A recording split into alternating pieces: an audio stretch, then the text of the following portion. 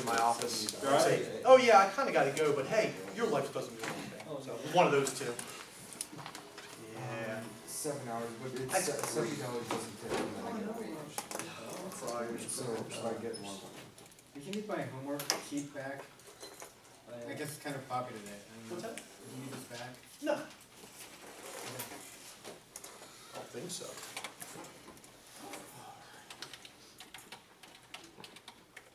I don't know that that's a difference. You do need that, that's a good question. Yeah,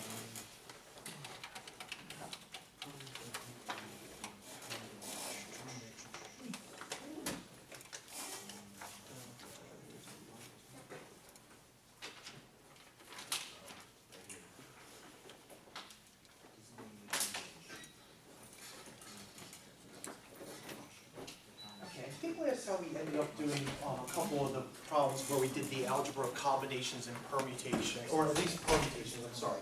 So I think we have to do several that involve the combinations.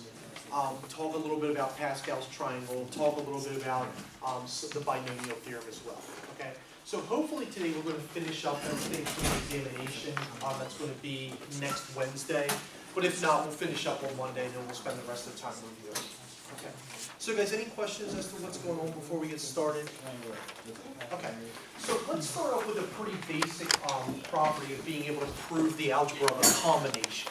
Okay. So we have this fairly simplistic one. We have n minus 1, n minus 3. And we're claiming that that's equal to n minus 1 div 2. Okay. So basically, guys, if I have, let's say something like 5 combination 3, I just multiply 5 times 4 and then divide it by 2, okay, if I wanted to do that combination without having to go through and do the basic definition. Right. Just a reminder, the formula for the combination NR, okay, just in case you guys might have forgotten, n factorial divided by r factorial n minus r factorial. So all we're going to be doing is we're just going to be substituting n minus 1 and n minus 3 back in for n and r respectively in this. Why are you choosing combination on this? Because you did not mention on this one, the other two you mentioned the P. Right. When it's written like this is just the way combination's written. Okay. You don't have to put a C in front of it. It just has to have the parentheses. And for permutation there will be a P. Correct. Okay. Okay? Right. So just to substitute this back into our formula, okay, this would be n minus 1 quantity fact divided by r fact, which is n minus 3 fact. And then we're going to multiply that by n minus r quantity fact. So I'm going to use a bracket, and I'm going to say n minus 1 minus n minus 3, and then put the factorial on the outside there. Okay, so I'm just using the different levels of the brackets just because I know we're going to have a binomial, so I want to make sure I put that in parentheses. Can I have one of those worksheets, please? I'm going to sit here in this box. Thank you. Sure. All right. I'm hoping that everybody sees that the next most obvious thing to do is probably just simplify inside of the brackets. Which one is the R over here? What's that? Which one is the R? So the second one is always R, Uh-huh.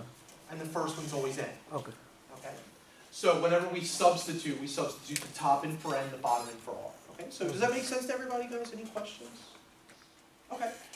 We probably want to simplify inside the brackets, which actually works out fairly nicely. If we simplify inside the brackets, what are we left with there? 2, right? Because we have n minus n, they cancel out. And then we have negative 1 minus a minus 3, so that just works out to be 2. So we wind up with n minus 1 fact divided by n minus 3 fact divided by 2 fact. Okay, I'll keep the 2 inside the bracket so that when you guys go home, you remember where that 2 came from. Okay, does that make sense to everybody? Everybody okay with the algebra of simplifying inside the brackets? Now we need to try to make it look like n minus 1. Notice it's not a combination. So we looked at someone like this last time, so this might be one where we can expand and cancel instead of trying to get the common denominator, because we don't have to make it look like a combination formula. So if I would expand n minus 1 fact that would be n minus 1, n minus 2, n minus 3, all the way down to 3, 2, 1.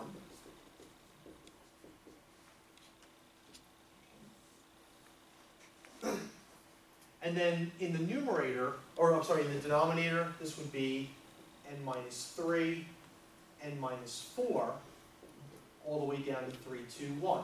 Okay? Now we still have that 2 factorial, so in brackets, let's see, so, and then times, I'm going to put the expanded form of that, the 2 times 1, in the brackets. So, everyone okay with that, guys? Any questions about what we did to expand those? We just used the definition of factorial to just write down in descending order of the integers. Okay? I'm hoping everybody can see that all we're going to do at this point is cancel out some of the common factors, okay, just like we always do. Okay?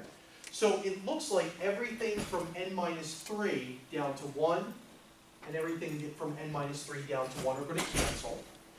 So it looks like that I'm going to end up with n minus 1, n minus 2, and then in the denominator we get 2 times 1. So, is that okay with everybody, guys? Just going through, simplifying, doing the canceling, okay? Hopefully not too difficult with that, right? To make it possibly look like n minus 1, we might want to FOIL it out and then collect like terms, but I think if we FOIL it out, we're not going to get anywhere close to this.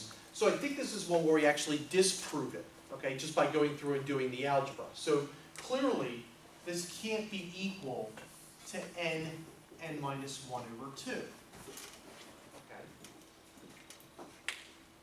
There's probably an easier way to be able to figure this out. So what would have been easier for us to do rather than go through and do the algebraic proof? So, yeah, just try plugging in a few numbers, right? And seeing if it works, okay? We just always assume that it's going to work, okay? But this one didn't work out. So another way we could have done it is just the counter example, okay? So, but we can always do the algebraic proof, and the algebraic proof works out okay. All right. So guys, any questions about what we did to be able to disprove this? It says to verify it or to disprove it, I guess, and this one we unfortunately had to disprove. So no questions, guys? Okay. We can do the same thing with the next one, okay? This one's got several different variables in there, so it might be a little bit more algebraically taxing, but hopefully not too terrible. Okay? So, again, this top part's going to be the n, and the bottom part's going to be the r for us to substitute back into the formula. So we have n minus r minus 1, and then n minus r minus 3 as a combination. We're just going to go ahead and substitute that back into the combination formula, and then we're just going to whack it with the algebra stick. Okay, so if I want to substitute, maybe somebody could help me to set this up with the substitution. So can anybody tell me what this might look like before we do any sort of algebra to it, just the setup for it? So the top one will be n minus r minus 1, right? Okay. So n minus r minus 1. And the bottom one will be n minus r minus... Factorial. Oh, factorial, sorry. Right, yeah, that's important. Okay, and then go on. The bottom one will be n minus r minus 3 factorial. Good. Then n minus r minus 1. You may want to put that in a bracket actually. Okay. Okay. Minus n plus r plus 1. Okay. Or do you mind if I write it Okay. like this? N minus r minus 3. 3. And then just put those in parentheses. So that way when people go home, they're like, well, where did the plus signs come from? Okay, so that way they understand that it was a distribution process. Okay? So, yeah, we probably want to have that factorial after the bracket as well. Okay. All right, so does that make sense, guys? Any questions about the setup for this? Okay, all we're doing is we're just immediately substituting back into this formula. Okay, so it's not that big of a deal. It's just a substitution, just like you guys did in Algebra 1, except there's a lot more stuff going on. Okay. So, the next thing we might want to do is we might want to clean up what's inside the parentheses here, okay? Or inside the brackets, all right? And can somebody tell me if they were to clean up inside the bracket what we'd end up with? Yeah, probably 2, right? Because we have an n minus n, we have a negative r minus a negative r, and then we have negative 1 minus a negative 3. So once again, it just works out to be 2. It kind of makes sense because the difference between these two values is 2, no matter what the values of n and r are, okay? So, this is going to work out to be n minus r minus 1 fact, n minus r minus 3 fact, and then in brackets I'll put the 2 fact. So that's nice and easy, right guys? A lot better to look at than the first one that we had. Suggestions at this point as to perhaps how to simplify. And let me ask you guys this question. Should we try to eliminate some things, like by writing out the factors like we did here, or should we try to get a common denominator? What do you guys think, Don? I think you can try to do that because Don, sorry, I yes. think, click to the point we can foil, cause in the, on the right hand side, it's foiled out. Yeah, I mean, it doesn't look like a combination on the right-hand side, right? So to me, if it doesn't look like a combination or permutation, there's no reason to get a common denominator. I think we should just expand it, and then hopefully some stuff will cancel out, okay? I like what you suggested, okay? So I'll say it again. If you don't have a combination or a permutation on the right-hand side, just go ahead and try to cancel stuff out. If you do have a combination or permutation that you're trying to prove it equal to, that's when you need your common denominator. Okay? So let's expand this. The numerator. If I were to expand that, okay, that would be n minus r minus 1. What would be the next factor down from n minus r minus 1? minus 2. Yeah, n minus r minus 2, right? Okay, n's and r's are constant, they're not changing. And then n minus r minus 3, right guys? Can't you just write the n minus r minus 3 factorial Sure. instead of all? If you want to, that's perfectly fine, but if, in case people aren't able to see that, I want to make sure that they understand how to write everything out, okay? And then in the denominator, we can expand n minus r minus 3 and 2 factorial. So that'll be n minus r minus 3, n minus r minus 4, all the way down to 3, 2, 1. And then we can't forget that there's the 2 factorial as a result of the n minus r quantity fact. So I'm going to bracket this and say 2 times 1.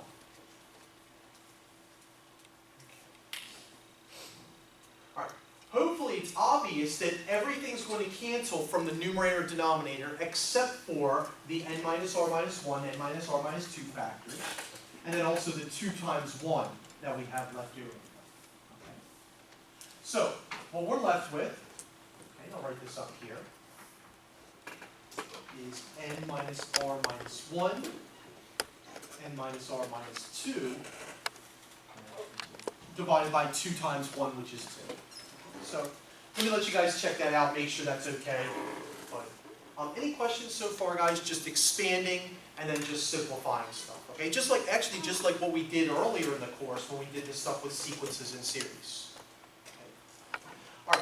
All right, John, go ahead, sir. Yeah, I don't for C, why, you're saying that doesn't equal n times n minus 1 over 2, so how is that the answer?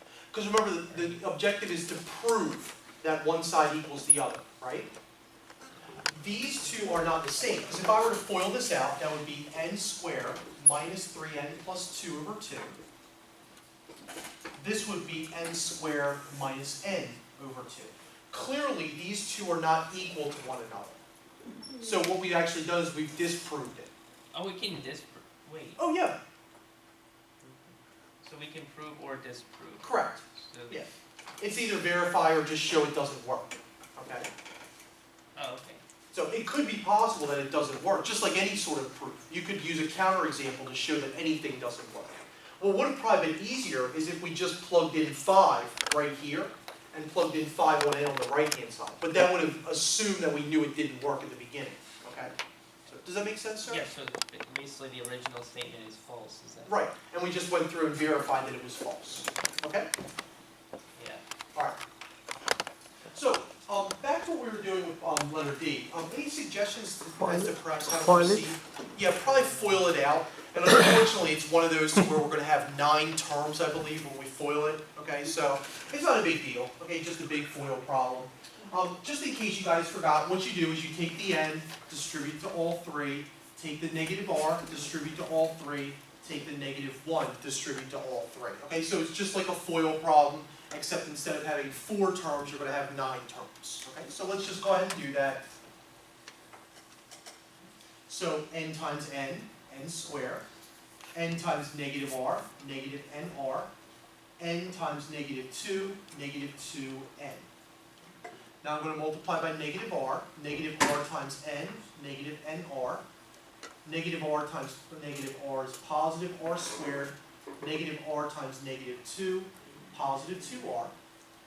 -1 now, -1 times n, -1 times -r, positive r, -1 times -2, positive 2, all divided by 2. Okay? Alright, so does everybody see how that FOIL works for that? All we did was we just took the first term, distributed to all 3, the second term distributed to all 3, third term distributed to all 3. Okay? So just like a FOIL problem, just a little bit bigger than what you guys are used to. Okay? Suggestions at this point, now that we FOILed everything out? Like terms. Yeah, there's some like terms in there, okay? In fact, I believe there might be 2 pair of like terms. It looks like that there's an NR and an NR here. Then 2n, Yep, there's And- a 2n and a negative n. 2n. 2n and a negative n. And then I think we have a 2r and a positive r. Yep. 2r and plus r. So it looks like we actually have 3 pair of like terms in there. Okay, so let's combine those, and then I think we can do the last step fairly easy after that. Okay? So by combination of like terms, n squared, -r and -nr is going to be -2nr. -2n and -n is -3n. And then 2r and r is positive 3r. And then we're just going to bring down the r squared and the 2. So plus r squared plus 2 divided by 2. So, just some basic combining of like terms, nothing too difficult with that. We're trying to show that it equals n squared minus 2nr minus 3n plus 3r plus r squared, and then plus 1 off to the side. I think everybody